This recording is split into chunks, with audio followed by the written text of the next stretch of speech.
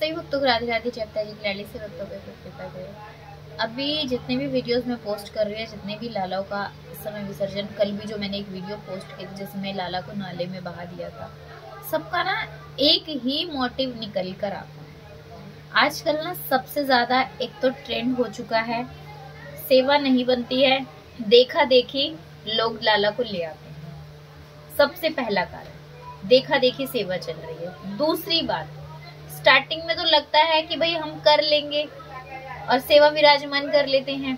जैसे ही 3, 4, 5, 6 महीने साल भर बीतते हैं, फिर उन्हें वही सेवा भारी पड़ने लगती है, मतलब नहीं हो रही हमसे सेवा। तीसरा कारण, बच्चे पैदा नहीं होते हैं कि हमारे घर संतान नहीं है, किसी ने कहा है कि ठाकुर जी ले आओ तो आपके घर में संतान की प्राप्ति हो जाएगी, ये कारण।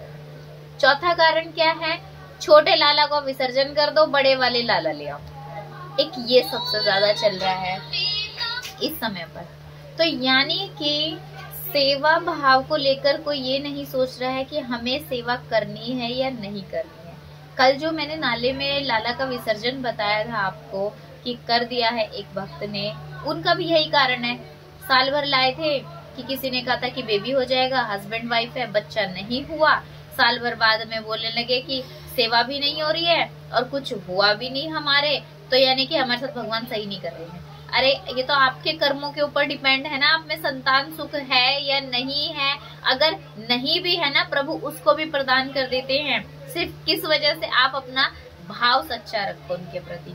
अब लाला ना भी लाते, अगर रोज अगर भगवान का नाम भी लेते, दिल से स्मरण करते, भगवान का नाम जप करते, मंदिर में जाते, एक लोटा जल भी अगर शिव जी पे भी अर्पण करते, तो भी वो आपकी मनोकामना सुन लेते। यानी कि सेवा अपराध तो मत करो। सबसे ज्यादा जो इस समय पे चल रहा है कि लाला हो जाएंगे, इसीलिए हम जो अपने घर लड्डू गोपाल लेकर आए हैं। फिर जब लाला हो भी जाता है या लाली हो जाती है, संतान हो भी जाती है, उसके बाद में फिर अपने बच्चे की तो इतनी केयरिंग शुरू हो जाती है कि वो लाला तो बैठे रहते हैं, चाहे वो 10 दिन ना नहाए, 15 दिन ना नहाए, दिन में उन्हें चाहे एक टाइम भोग भी ना मिले, सुबह मिश्री दे देते भाई हम तो, और पानी दे देते हैं लाला को।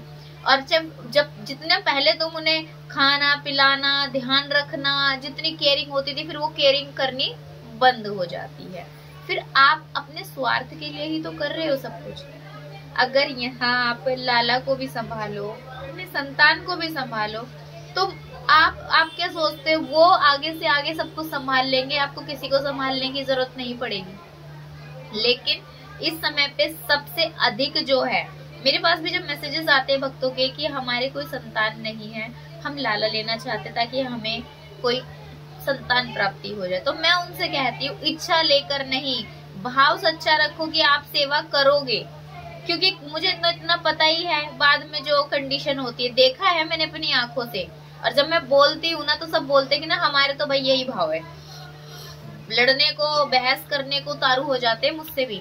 जब मैं उनको बोलती हूँ अरे आपको ज्यादा ज्ञान है, ये तो हमारे भाव है, हमारा भाव है भाई, हाँ हमारे लाला थे, हम देंगे नहीं किसी को, भले ही हमारे घर में बेबी हो गया, भले हम उनकी सेवा नहीं कर रहे, पर हम देंगे नहीं किसी को। इस जिद पे भी अड़िग रह जाते हैं। तो ये आप लोग सबसे बड़ा अपराध कर रहे हो। सोच रहे हो हमसे सेवा हो रही है, हम तो प्रभु हमारे घर में विराजमान है, भाई हम तो बहुत अच्छी सेवा कर रहे हैं। सेवा कोई सेवा नहीं होती है। आप भगवान का नाम भी ले लोगे ना दिन में, वो सबसे, चाहे एक बार नाम लो, दिल से लिया ना, वो सेवा भी सबसे बड़ी सेवा है। जिनके लाला दूसरे, उनकी सेवा कर दीजिए। आप मंदिरों में लाला बैठे रहते हैं, उनको वस्त्र पहना दीजिए, वहां जाकर उनकी सेवा कर लीजिए। लेकिन घर लाकर अपमान बंद कर दीजिए। सच में ये देखा देखी बहुत हो रहा है। मैं भी अपनी आंखों से देखकर मैं भी विरोध करती तो दूसरे 4 लोग भी हमें बोलते हैं, लेकिन वही एक बार अपना फर्ज है बोलने की, गलत होते हुए देखते नहीं है कि नहीं देख सकती हूँ, इसीलिए मैं एक बार बोलूंगी। चाहे फिर मान सम्मान, तो इस चीज की कोई परवाह ही नहीं है, क्योंकि इज्जत मिलना आज के जमाने में बहुत बड़ी बात है कि मुश्किल ही है, तो इज्जत के लिए तो घूमो ही मत। तो इससे अच्छा आपको भी अगर कहीं भी लगता है सेवा नहीं हो रही है, आप लालाओं की सेवा ऐसे भक्तों को प्रदान करो जहां पर उनकी सेवा हो पाए।